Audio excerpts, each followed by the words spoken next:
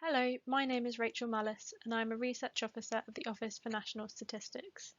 I'm introducing submission number 95 on the co-production of value from data by users and producers. The following presentation is going to outline how we practically apply the co-production of data at the ONS. This will be followed by other presentations from the Wage and Employment Dynamics project research team who will discuss the value of co-production and other aspects of the project. So what do we mean when we talk about the co-production of data? Traditionally, data is collected from surveys or from administrative sources. It's cleaned, documented and quality assured before being made available to researchers who produce research outputs that inform policy.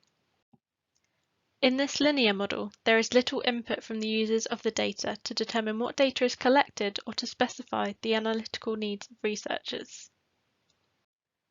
This misses out on the opportunity to involve researchers and analysts in the production and development of data, as they are likely to have a very different perspective in the way they look at and use the data compared to the data supplier. In this second model, the data is developed through a collaborative process from end to end. Through co-production, we identify the gaps in policy and the data needed to fill them. We communicate with the researchers that what their research needs are in order to develop data that suits their research purposes and goals to best inform policy. My team is well placed to apply this model of co-production as we are placed in a unique area of the ONS and undertake work that has been invested in by ONS's partner Admin Data Research UK. ADR UK is a partnership that is bridging the gap between government and academia in order to transform the way researchers access public sector data to enable better informed research that benefits the public good. We work to join together data that has already been created by government departments and public bodies across the UK and make it available to researchers. ADR UK is made up of 3 national partnerships, ADR Scotland, ADR Wales and ADR Northern Ireland, coordinated by a UK-wide strategic hub and the Office for National Statistics, which is a key partner in linking and curating data and ensuring data provided by UK government bodies is accessed in the ONS's Secure Research Service, which is an accredited processor under the Digital Economy Act.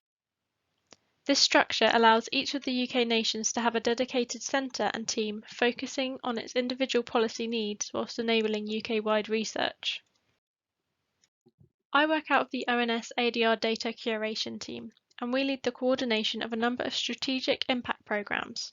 These are groups of projects funded by ADR UK, which are designed to curate linked data resources, which will be made available for researchers.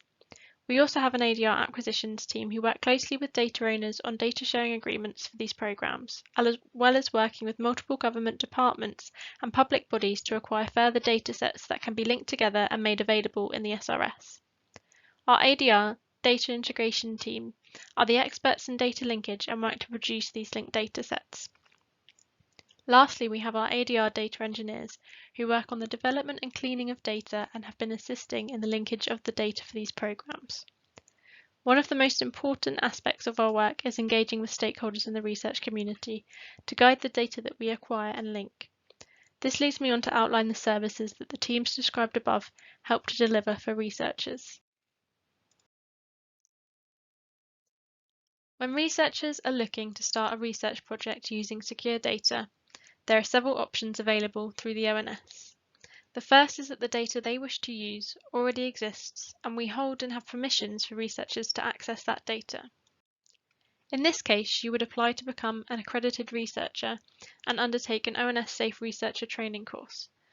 Our experienced support teams assist researchers through the research project application process to apply through an independent research accreditation panel. And if your project is approved, we then get you set up with your project in the SRS. If we don't hold the data a researcher needs, then either through my team or our ADR acquisitions team, we can work with them to look at the feasibility of acquiring that data. We may then work with the data owners to acquire the data and make it available to accredited researchers in the SRS. Some examples of datasets that we have acquired earlier this year in the SRS are the National Energy Efficiency Database and the Ministry of Justice's Magistrates Court data. which is the first of the MOJ datasets we will be acquiring. The final route is when a researcher needs data curated and linked. Our teams can discuss with you the feasibility of the linkage proposed. We may then work with you to put the permissions in place to have our teams perform the linkage and create a dataset that can be accessed in the SRS by accredited researchers. In this presentation, I'm going to talk in a little bit more detail about some of the projects that have gone down this curation route.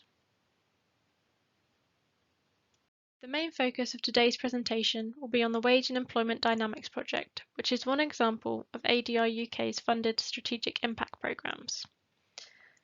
A couple of examples of projects we have in different policy areas are the Growing Up in England dataset. This is linking the 2011 census to the Department for Education's feasibility all education dataset for England. This will link pupils' attainment records, demographic and household data in a longitudinal cohort. This dataset will allow analysis into ethnicity, religion and familial factors on attainment. For example, you'll be able to look at attainment for individuals with siblings and/or parents with health problems or disabilities, as well as into vulnerable groups and vulnerable households. For this project, we have been working closely with academics at the London School of Economics, Oxford and Manchester universities, among others. The Homelessness Data England project has been set up in collaboration with the Ministry for Housing, Communities and Local Government. This project will be working with all 343 local authorities in England to link their homelessness HCLIC data and make this available for researchers to use in the SRS. Finally, the Wage and Employment Dynamics project. This is the project that I lead on for the ADR Data Curation teams. This project has two main work streams. The first to clean, update and longitudinally link the annual survey of earnings and hours, and the second to link ASH to the 2011 census.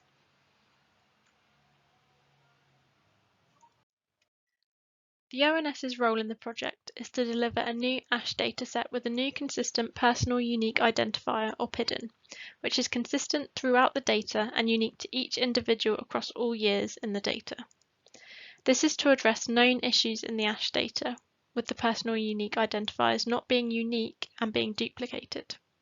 As well as this, we are also undertaking a gap analysis to identify internal data that may enhance the ASH data currently available to researchers by identifying additional variables that may not have been included in the research datasets before.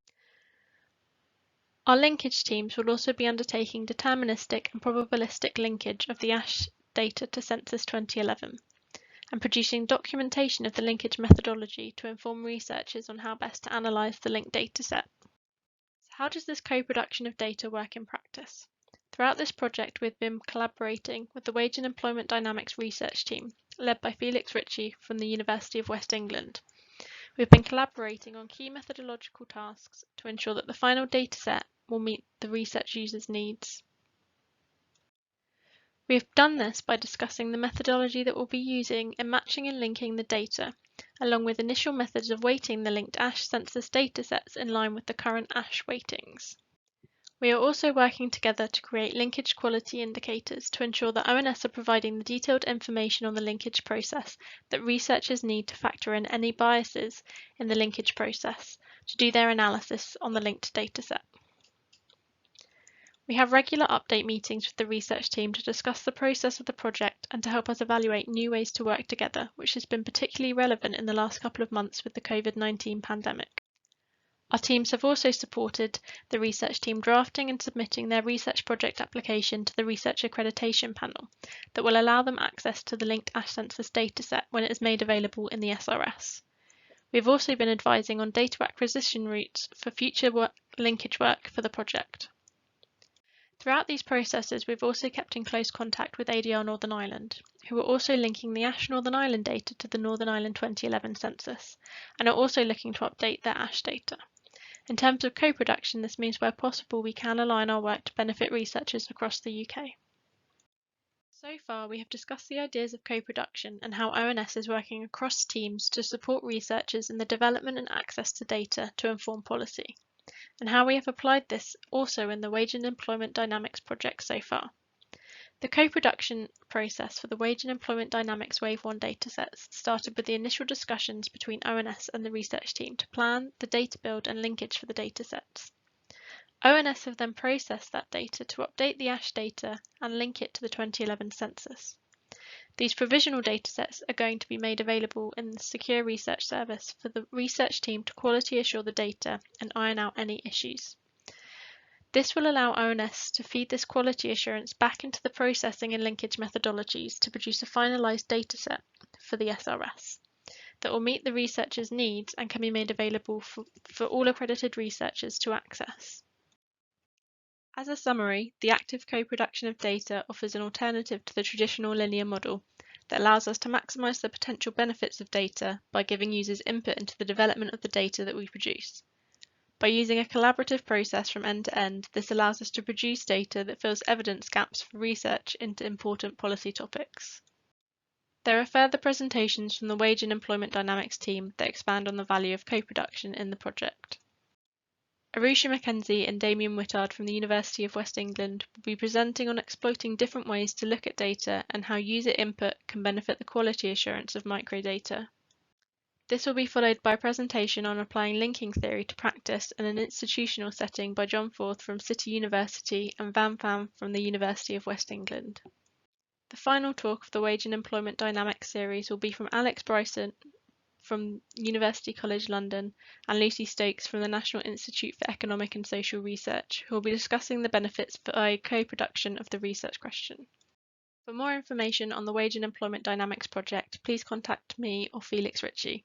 If you'd like further information about the ONS Secure Research Service, you can contact our research support team, or if you'd like more information on the ONS ADR team services, you can contact ADR Curation.